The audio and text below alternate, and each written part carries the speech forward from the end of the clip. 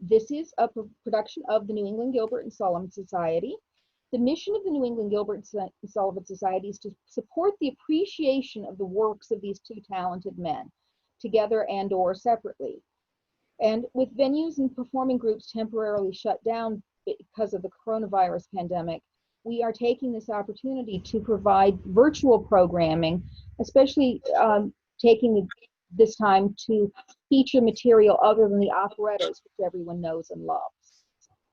I'm Jacqueline Haney. I am the program chair on the NEGASS board. If you have any ideas for other programs that we could put on virtually or eventually in person again, reach out to me through Facebook or through the new and improved NEGASS website, and we will have ongoing programming online as long as we need to, and alternating in person and online. Our next program is going to be, again, on Zoom, and it's going to be September 12th at 7 in the evening, and it's going to feature the Bab Ballads, which are those wonderful comic poems by W.S. Gilbert. I know that we are going to have musical settings, we will have readings. I believe that we are going to have at least one animation, and I'm pretty sure we're going to have puppets too, which has been an ongoing joke of mine, that we were going to do Yeomen of the Guard with sock puppets. So I really get puppets this time. If you would like to be a part of it, please let me know. We have plenty of time still available, and we would love to have as many people involved as possible. So, on to this evening's program. Hold on one moment. Okay, there we go. On to this evening's program, which is Rosencrantz and Guildenstern. Yes, I have mispronounced Rosencrantz and Guildenstern every possible way over the last few weeks, and you just got one of them. William Schwenk Gilbert wrote a lot of straight plays of varying lengths and for varying purposes. This particular one was originally published in the periodical Fun in 1874, but not performed on stage until 1891, when it was presented as part of a charity benefit. Natan Zamansky is going to give us a short pre-show talk with some notes on the history and the context of the play, which I think we are all going to find very interesting, and we appreciate Natan doing that. Our cast for this evening is Ben Morse as King Claudius of Denmark, Martha Birnbaum as Queen Gertrude of Denmark, his wife, Thomas Dawkins, Hamlet, who is Queen Gertrude's son, Natan Zamansky as Rosencrantz, who is a courtier, James Cooper as Guildenstern, also a courtier, Marion Leeds Carroll as the first player, who is an actor, Juliet Cunningham as the second player, an actress, and Kitty Drexel featured as Ophelia. So I'm going to turn the camera over to Natan, and we will listen to his history notes. Thank you. Hello. So William Schwenk Gilbert's Rosencrantz and Guildenstern first appeared, as we just heard, in Fun magazine of December of 1874. At this point, Gilbert had already collaborated with Sullivan on Thespis, and Trial by Jury, which was based on another one of Gilbert's pieces for Fun, would premiere just 3 months later. As a burlesque of Hamlet, Rosencrantz and Guildenstern takes the familiar situation of roughly the second quarter of Shakespeare's play and puts a spin on it. An amusing little piece, but one which would likely pass without notice had it not reappeared 15 years later. After letting it gather dust for 1 1/2 decades, Gilbert brought Rosencrantz and Guildenstern to the stage in 1891. It received several productions in the following years, with Gilbert himself playing Claudius on multiple occasions. On one such occasion, at a charity performance in 1904, the role of the first player was played by Francis Burnand, whom you might better know as the librettist of Cox and Box, who was also, for a time, the editor of Punch magazine, and thus a rival to Gilbert in 2 separate arenas. Being that the first player is the character who rebuts Hamlet's speech in the third tableau, I hope that after seeing the play, you will enjoy the irony of that casting as much as I do. The text of the play, as it was published in Gilbert's original plays in 1895, is similar to the text that appeared in Fun. The version that was published in Fogarty's Fairy and Other Stories in 1892 is consistent with the 1874 version.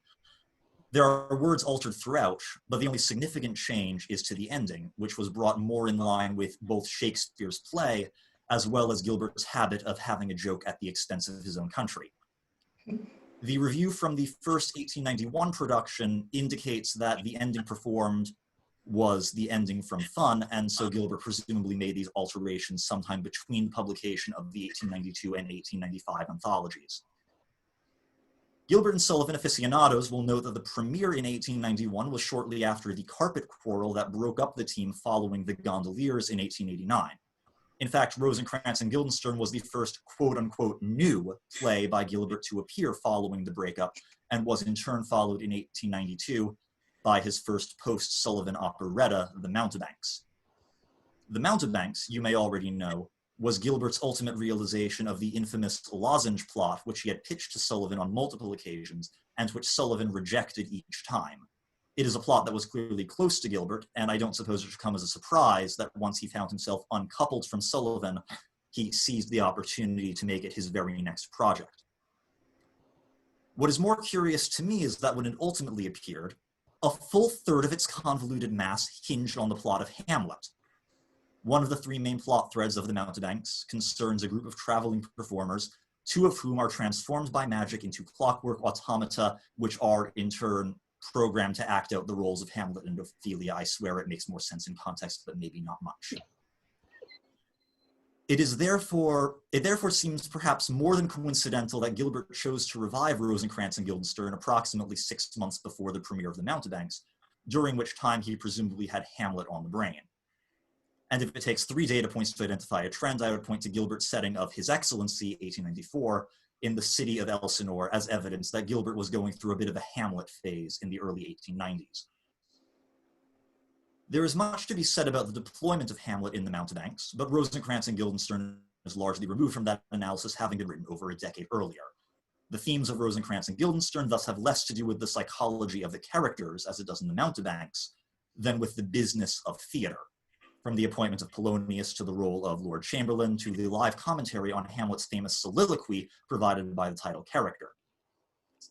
The soliloquy spoken in this scene is the to be or not to be speech, of course, not the what a piece of work is man speech, which is what Shakespeare had in the equivalent scene in his play. I assume Gilbert decided to use to be or not to be just because it was, as it is today, far better known. The core of the play is perhaps contained in Hamlet's speech to the players, Gilbert's version of Shakespeare's speak the speech speech. The two speeches contain much the same content. Gilbert need not have rewritten it at all, for in both versions, Hamlet is instructing the players to perform the play more or less naturalistically. The main difference in the speeches is how the players respond. Shakespeare's players take much more readily to Hamlet's suggestions, and perhaps that says something about Gilbert's relationship with actors. Once again, Gilbert aficionados will recognize in Hamlet's speech the plainest statement of Gilbert's own comedic ethos, realism. The characters may be absurd, but they are to be played in complete earnest, unaware of their own absurdity.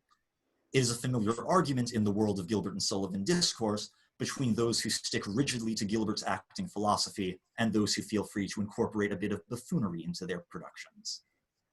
Rosencrantz and Guildenstern is thus as much a treatise on acting as it is a play in its own right, and the reason for choosing Hamlet for this purpose needn't be any deeper than that Hamlet is simply the source of the most famous play-within-a-play scene in theater history, thus making it an appealing ground for parody and commentary. Gilbert, of course, was no stranger to using theater to comment on theater, and it is therefore perhaps unsurprising that, at this crossroads of his career, suddenly unburdened by his collaboration with Sullivan and D'Oyly Carte, he should see fit to revive Rosencrantz and Guildenstern.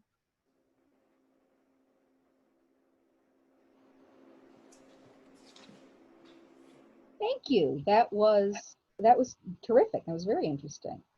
So now we will proceed with Rosencrantz and Guildenstern. a tragic episode in 3 tableaux founded on an old Danish legend by W.S. Gilbert. First tableau. Interior of King Claudius's palace. Claudius discovered seated in a gloomy attitude. Queen Gertrude on a stool at his feet, consoling him.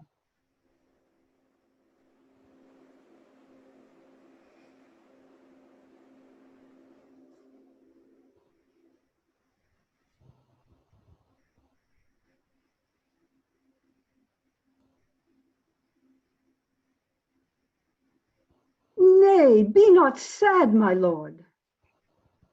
Sad, loved queen, if by an effort to the will I could annul the ever-present past, disperse the gaunt and gloomy ghosts of bygone deeds, or bind them with imperishable chains in caverns of the past incarcerate, then I could smile again, but not till then. Oh, my dear lord, if aught there be that gives thy soul unrest, tell it to me. Well, loved and faithful wife, tender companion of my faltering life, yes, I can trust thee.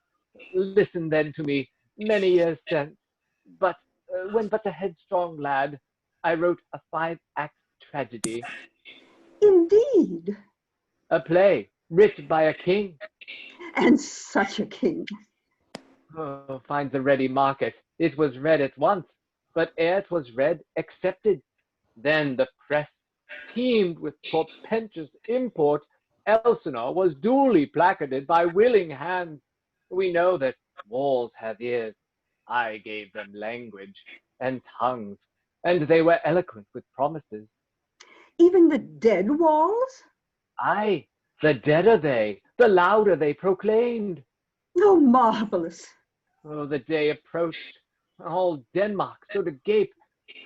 Arrangements were devised at once by which seats might be booked 12 months in advance. The first night came. And did the play succeed? In one sense, yes. Oh, I was sure of it. A farce was given to play the people in. My tragedy succeeded in that. That's all. And how long did it run? About 10 minutes.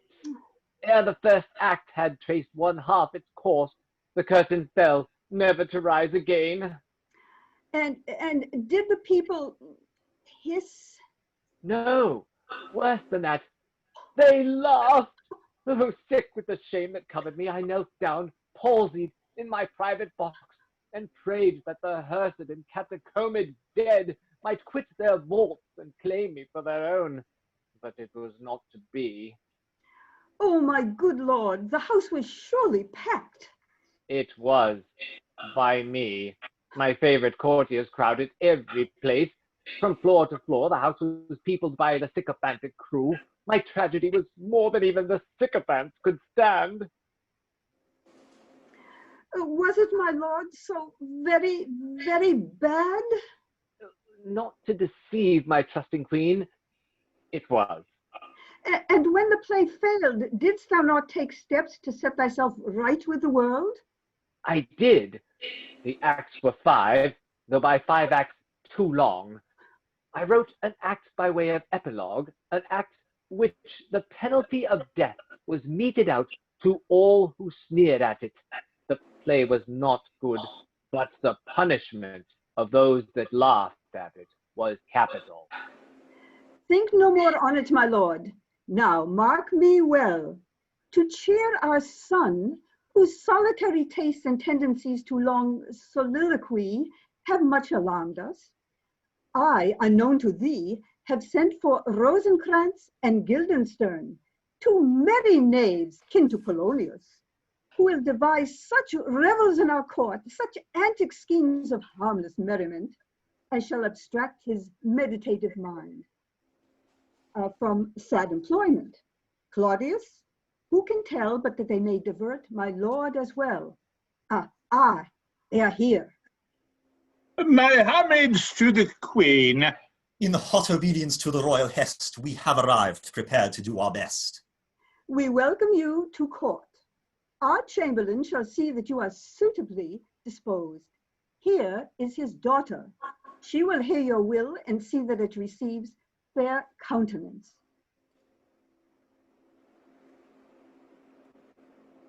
Ophelia! Rosencrantz and Guildenstern, this meeting likes me much. We have not met since we were babies. The Queen hath summoned us, and I have come in a half-hearted hope that I may claim once more my baby love. Alas, I am betrothed. Betrothed? To whom? To Hamlet. Oh, incomprehensible! Thou lovest Hamlet? Nay, I said not so. I said we were betrothed. And what's he like? Alike for no 2 seasons at a time. Sometimes he's tall, and sometimes he's very short. Now with black hair, now with a flaxen wig. Sometimes an English accent, then a French, then English with a strong provincial burr. Once an American and once a Jewish person, but Danish never. Take him how you will.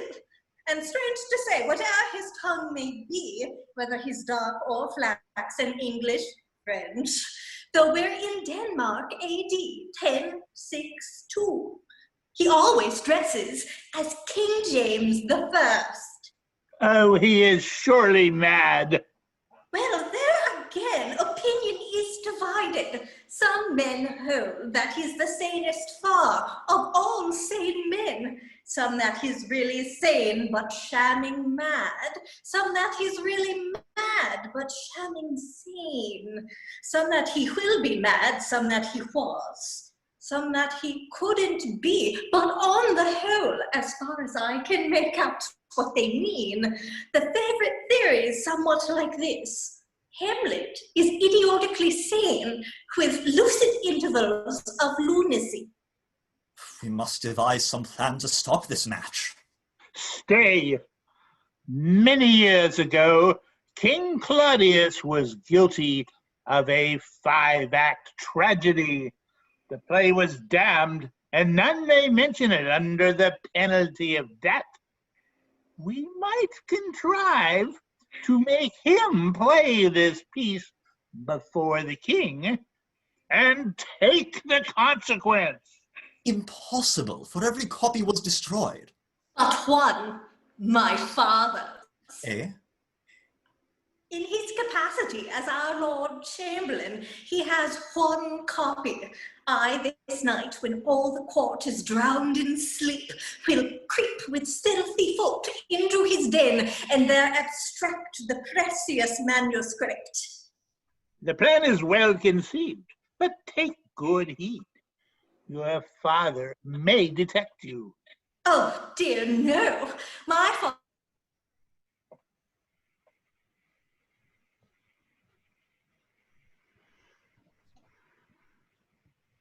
We seem to be having technical difficulties. I will continue Ophelia's speech. Oh dear, no. My father spends his long official days in reading all the rubbishing new plays.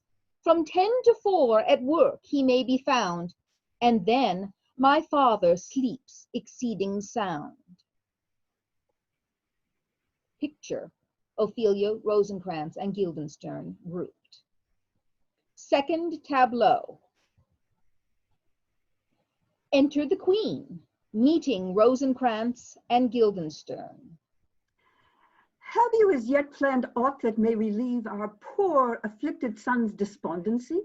Madam, we've lost no time. Already we are getting up some court theatricals in which the prince shall play a leading part. Oh, that's well bethought. It will divert his mind. Ah, but soft, he comes. How gloomily he stalks, as one o'erwhelmed with weight of anxious care.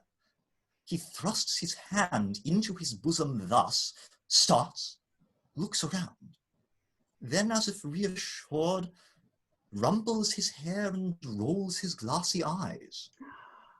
That means he's going to soliloquize. Prevent this gentleman by any means. We will. But how? Anticipate his points and follow his argument for him. Thus you will cut the ground from beneath his feet and leave him naught to say. We will. We will. A mother's blessing upon you. Enter Hamlet. He stalks to chair, throws himself into it.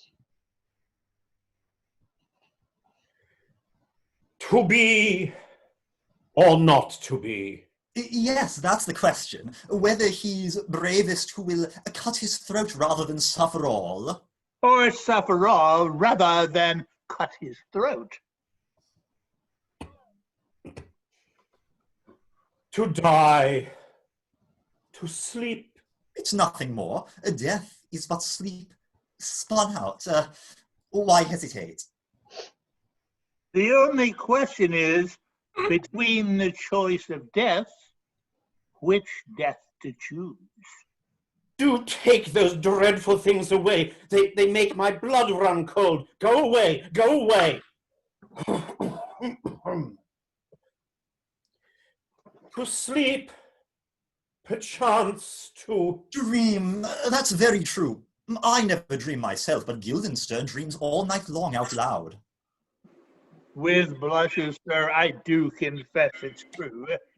This question, gentlemen, concerns me not. For who would bear the whips and scorns of time? Who'd bear the whips and scorns? Now, let me see. Who'd bear them, eh? Who'd bear the scorns of time? The whips and scorns. Whips and scorns, of course. Don't tell us, let us guess. The whips of time? Sirs, this interruption likes us not. I pray you give it up. My lord, we do. We cannot tell who bears these whips and scorns. But the dread of something after death. That's true. A post-mortem and the coroner, fella to say crossroads at 12 p.m., and then the forfeited life policy exceedingly unpleasant. Gentlemen, it must be patent to the merest dunce. 3 persons can't soliloquize at once.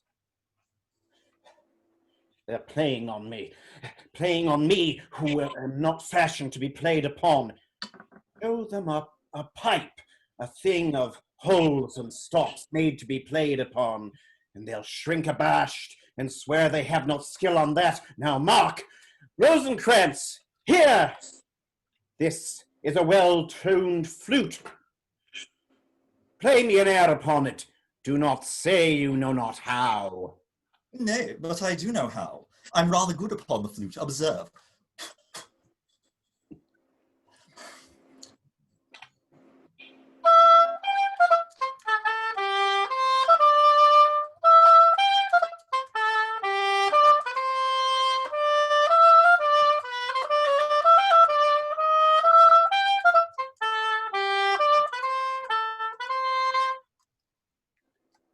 Oh, thank ye.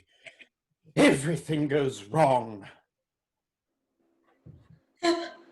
Rosencrantz! Well? I found the manuscript, but never put me to such work again. Why, what has happened that you tremble so? Last night I stole down from my room alone and sought my father's den. I entered it. The clock struck 12 and then, oh, horrible, from chest and cabinet there issued forth the mouldy spectres of 5,000 plays, all dead and gone, and many of them damned. I shook with horror. They encompassed me, chattering forth the scenes and parts of scenes which my poor father wisely cut out. Oh, horrible! Oh, it was most horrible! What was they uttered? Decline to say. The more I heard, the more convinced was I my father acted most judiciously. Let that suffice thee. Give me then the play, and I'll submit it to the prince.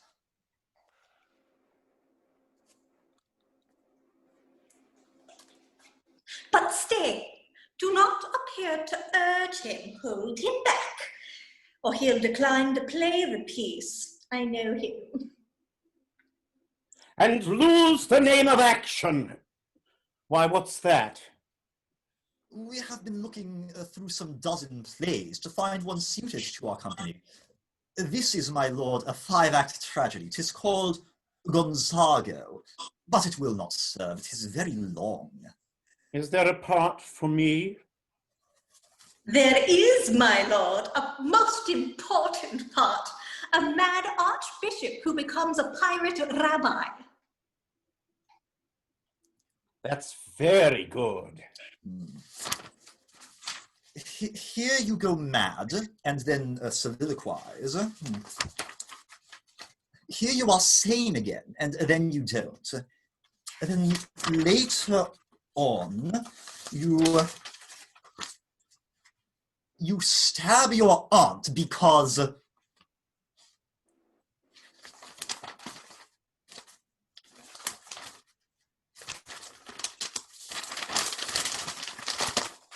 Well, I can't tell you why you stab your aunt, but still, you stab her. That's quite enough. Then you become the leader of a troop of Greek banditti and soliloquize. After a long and undisturbed career of murder tempered by soliloquy, you see the sin and folly of your ways and offer to resume your diocese. But just too late, for terrible to tell, as you're repenting in soliloquy, the bench of bishops sees you unawares and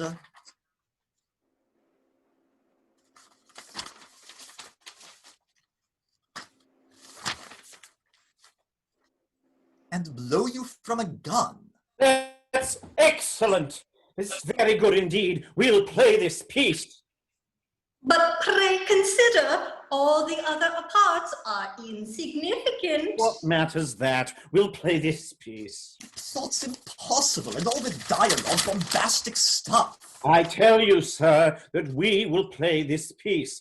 Bestir yourselves about it and engage all the most fairly famed tragedians to play the small parts, as tragedians should. A mad archbishop. Yes, that's very good. Third tableau. A march is played. Enter procession.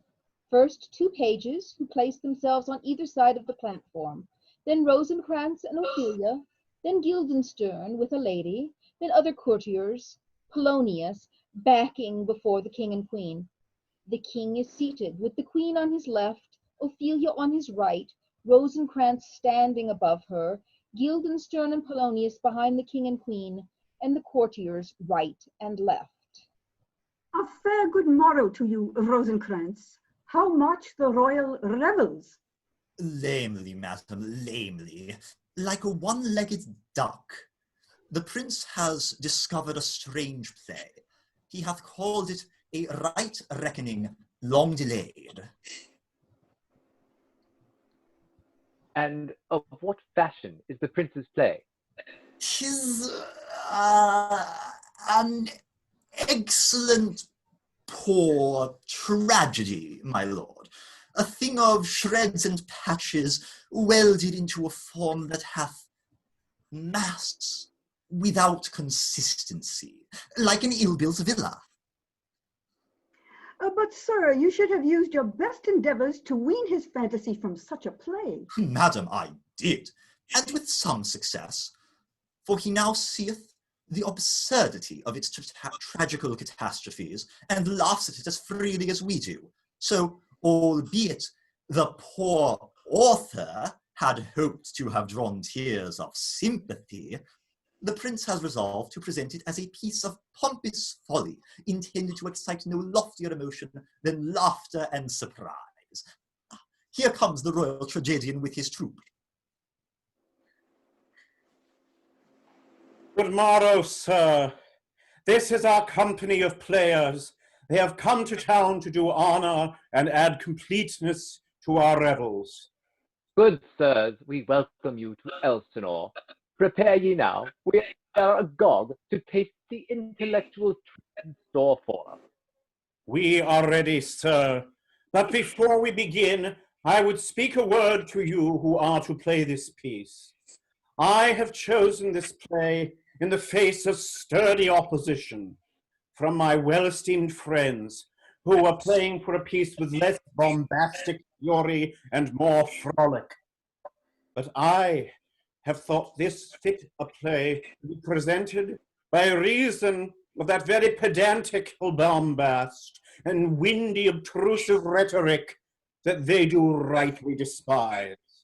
For I hold that there is no such antique fellow as your bombastical hero, who doth so earnestly spout forth his folly as to make his hearers believe that he is unconscious of all incongruity, whereas he who doth so mark, label, and underscore his antique speeches as to show that he is alive to their absurdity and seemeth to utter them under protest and to take part with his audience against himself.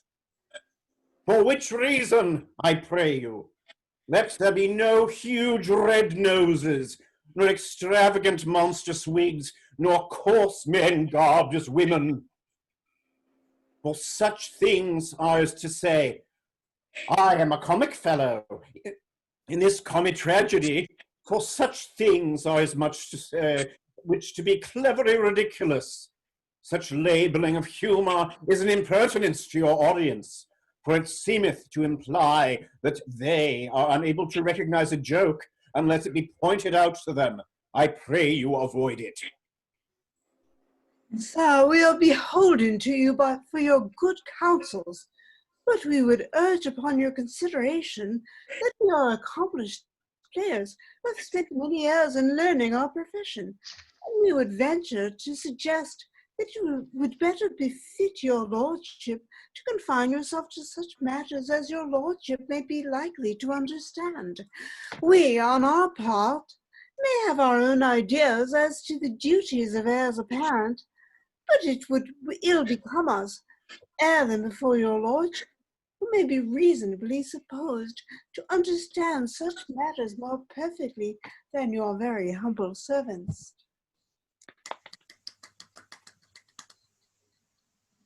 Come, let us take our places. Gather round, that all may see this fooling. Here's a chair in which I shall find room to roll about when laughter takes possession of my soul.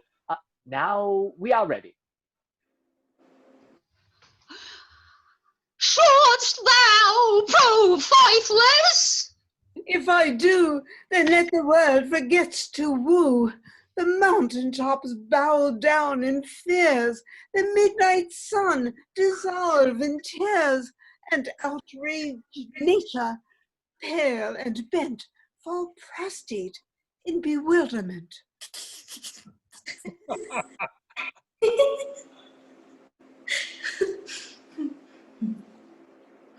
Truly, sir, I hope you will prove faithful, lest we should all be involved in this catastrophe.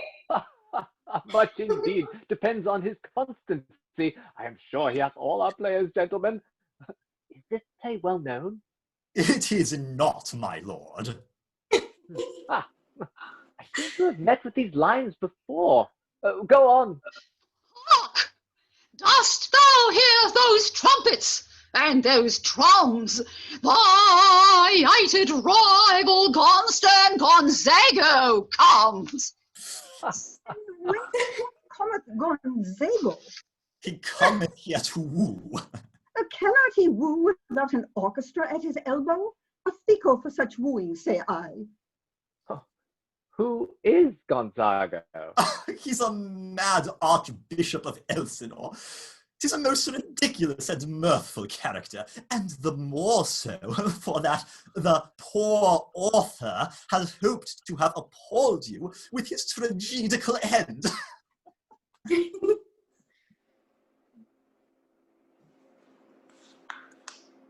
Far from the cares of church and state, I come to wreak my love and hate.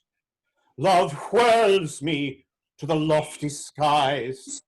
Hate spreads where dark Pluto lies.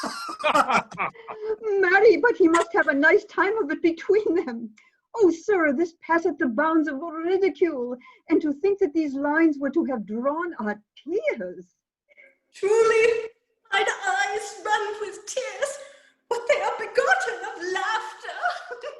Gently, gently, spare your ridicule, lest you have none left for the later scenes. This tragedy is full of such windy fooling. You shall hear more anon. There are 5 acts of this. Oh. For 2 great ends I daily fume, the altar and the deadly tomb. How can I live in such a state and hold my archiepiscopate? Oh, my lord, I pray you end this, or I shall die with laughter. Did mortal ever hear such metrical folly? Stop it, my good lord, or I shall assuredly do myself some injury. Oh, sir, prithee have mercy on us. We have laughed till we can laugh no more. The roller scene is coming now. Listen. Stop! Stop, I say! Cast off those mummeries! Oh, come hither, Hamlet. Why, what ails you, sir? Knowest thou who wrote this play? Not I, indeed, nor do I care to know.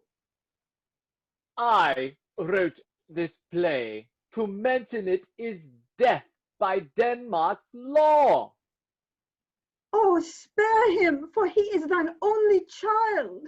No, I have 2, my son and my play, both worthless. Both together shall perish. Hold thine hand. I can't bear death. I'm a philosopher. That's true. How shall we dispose of him? A thought. There is a certain isle beyond the sea where dwell a cultured race, compared with whom we are but poor, brain-blind barbarians. 'Tis known as England. Send him there. If but the half I've heard of them be true, they will enshrine him on their great good hearts, and men will rise or sink in good esteem, according as they worship him or slight him. Well, we're dull dogs in Denmark. It may be that we've misjudged him. If such a race there be, there may be, I'm not a well-read man, they're welcome to his philosophic brain. So, Hamlet, get thee gone, and don't come back again. Hamlet is delighted at this suggestion. A stage picture is arranged, and all exclaim, "To England!" Curtain. England!